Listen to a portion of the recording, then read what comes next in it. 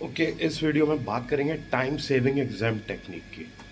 अ, हर किसी को कहते हुए सुना होगा कि एसीसी के एग्ज़ाम्स में प्लानिंग बहुत मैटर करती है। ये चीज़ करते हुए आपको चुभेगा ज़रूर एग्ज़ाम में कि यार मैं आपको ऐसा लगेगा जैसे आप अपना टाइम वेस्ट कर रहे हो, लेकिन एक्चुअली वो आप टाइम वेस्ट नहीं कर रहे होगे, वो आप अपना टाइम सेव कर रहे होगे।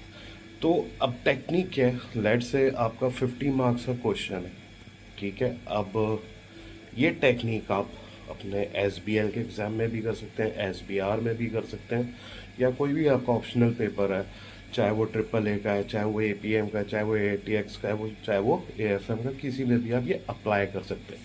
और ये टेक्निक मैंने खुद अप्लाई करी थी अपने फर्स्ट टाइम अपने पेपर में करी थी। P3 का पेपर बिजनेस एनालिसिस का होता था, जो कि अब एस बी एल हो चुका है, ठीक है। उसका जो 50 मार्क्स का क्वेश्चन था, वो भी कोई ऐसा नहीं था, छोटा नहीं था, 7-8 पेजेस का सिनेरियो होता था। तो एक्चुअली अब मैंने किया क्या, अप्लाई कि अब आपको फॉर एग्जांपल जनाब सिनेरियो में एथिक्स भी आ रहा होता था, कॉर्पोरेट गवर्नेंस भी आ रहा था, मॉडल्स भी आ रहे होते थे, रिस्क मैनेजमेंट भी लग रहा होता था।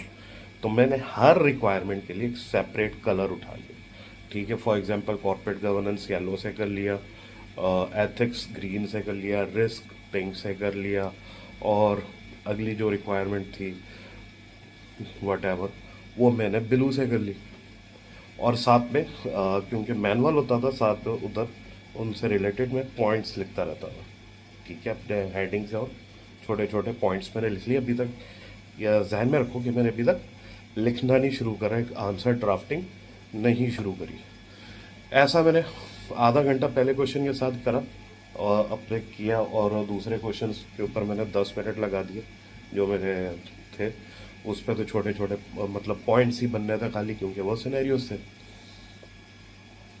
और उसके बाद मैंने ड्राफ्टिंग शुरू करी। अब जब मैंने ड्राफ्टिंग शुरू करी ना, तो मुझे सिनेरियो रीड करने की पूरा डिटेल में ज़रूरत नहीं पड़ती थी। जो रेलेवेंट एरिया मैंने हाईलाइट किया हुआ होता था रिक्वायरमेंट से रिलेटेड, उस पर जाता था, उससे रिलेटेड पॉइंट्स देखता था और ड्राफ्टिंग कर लिया करता था।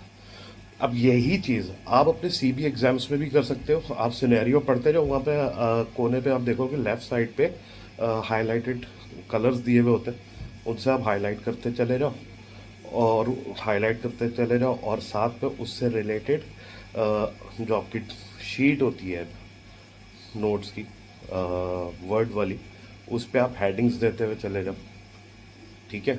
और अपने पॉइंट्स वन लाइनर मेंशन कर लो। नहीं भी करते हो, ज़रूरत नहीं है, क्योंकि आपने हाईलाइट किया। इस तरह करते चले जाओ, और जब ये सारा हो जाए फिर आप रेलेवेंट एरिया पे जाओगे, उसको देखोगे और अपनी ड्राफ्टिंग धड़ाधड़ धड़ाधड़ करते चले जाओगे। आपको पूरे सिनेरियो में दोबारा बार बार सर्च करने की ज़रूरत नहीं पड़ेगी। इससे क्या होगा, आपका फ्लो ऑफ आंसर भी बेहतर होगा, और यकीन करो ऑन टाइम पेपर कंप्लीट होगा। इवन P3 जैसा पेपर भी जो था, वो ये ना समझोगे कि कोई हल्का पेपर था उस लोगों का। उस ज़माने में भी 30 मार्क्स का पेपर मिस हो जाया करता था, लेकिन मैंने जब ये टेक्निक अप्लाई करी, यकीन करो मेरा पेपर 5 मिनट पहले ख़त्म हो चुका था। मैं खाली बैठा हुआ था, पूरा पेपर करके फाइनल फुल स्टॉप लगा के।